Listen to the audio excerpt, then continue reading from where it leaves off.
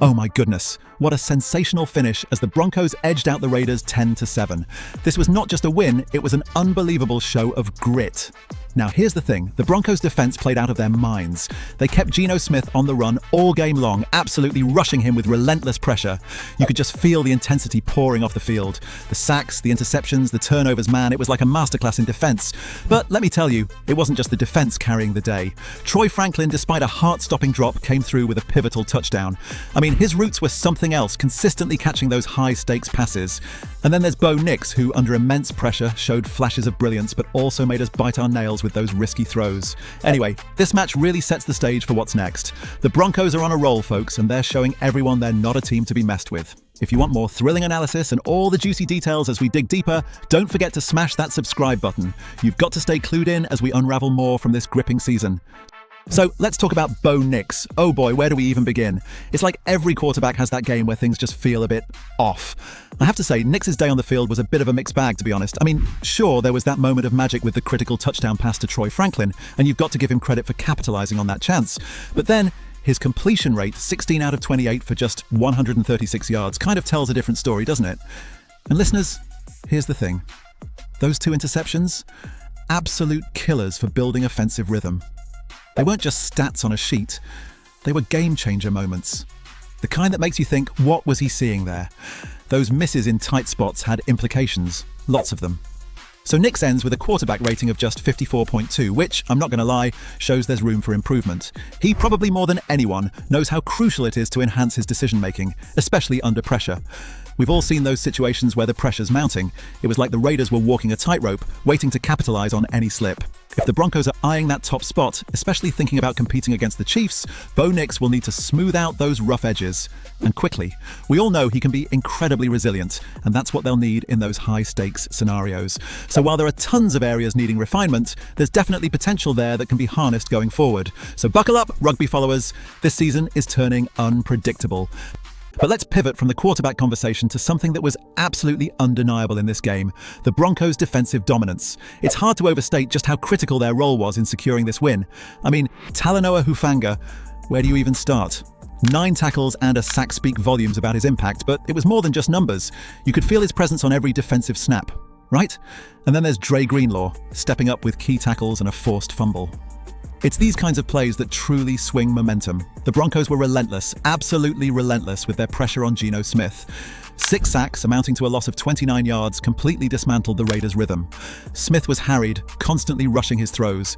This isn't just about flustering one quarterback, though. It's a pattern we've seen against various opponents, showing the Broncos' capacity to dissect and neutralize any offense's game plan. And how about those turnovers?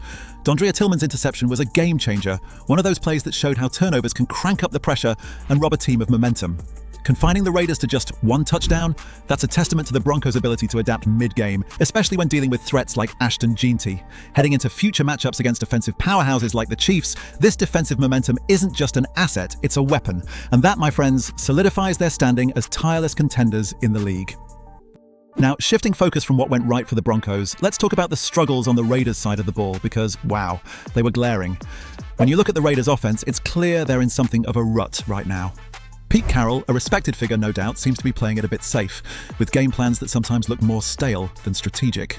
A perfect example of this conservatism was on display against Denver, as the Raiders huffed and puffed but struggled to blow the Broncos' defensive house down. The relentless pressure on Geno Smith wasn't just the Broncos doing, it was also a symptom of the Raiders' creaky offensive line. 6 sacks, let that sink in. Smith was left scrambling, which did nothing to help his passing game, averaging a mere 3.5 yards per attempt. Factor in his knee nagging him, and his efficiency was a shadow of what the Raiders needed. And speaking of struggles, let's not ignore Ashton Jeanty, who had a promising 60-yard rush game, yet it was overshadowed by costly blunders like that pivotal drop. Jakobi Meyers' absence undeniably shifted the dynamics, putting extra pressure on young talents and some veteran receivers who weren't quite up to the task. It's a troubling picture for the Raiders, who've seen only 10 first downs and a concerning 4 to 15 on third down conversions.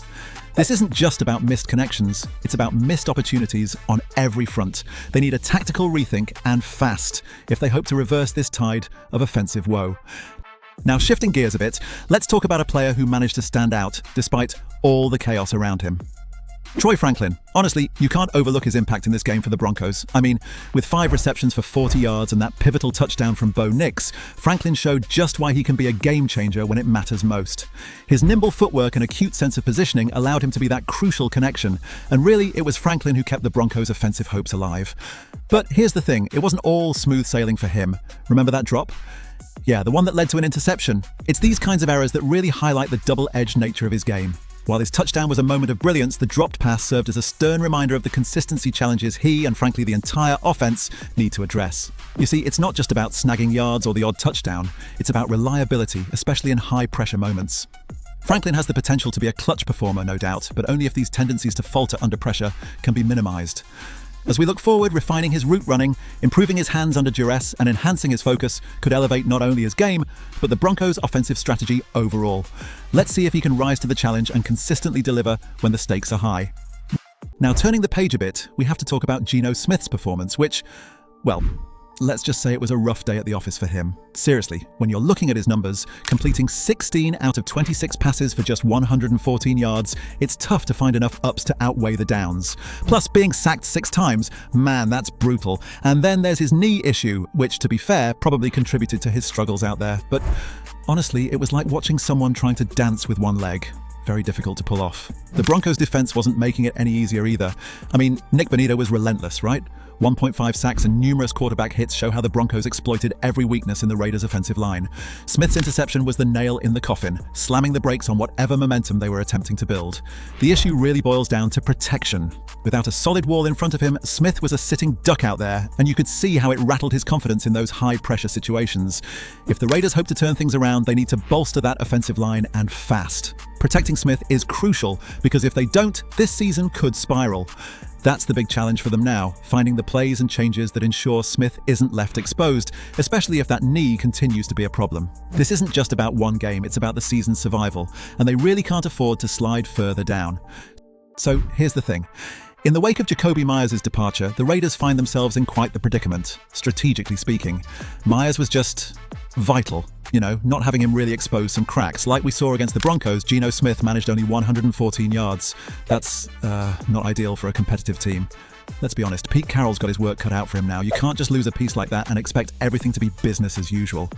Now, Brock Bowers might be looking like the man to step up. The guy's got the versatility to fill in those gaps left by Myers, but I can't stress this enough, they've got to use him just right. Picture this, Bowers taking on more aggressive roles, running those complex routes that leave defenses scrambling. Not saying it's going to be smooth sailing, Gianti's contributions prove there's potential, albeit with boo-boos like that drop, but that's where Carroll needs to pivot. Adapt, maybe look at special teams for a boost. And sure, leaning on fresh faces is risky, but it's high time they throw caution to the wind. Get innovative. With the playoffs slipping further away, it's a do-or-die mindset now. What do you guys think? How should the Raiders adapt to the Myers exit? Looking forward to your thoughts down below. Let's get this conversation going.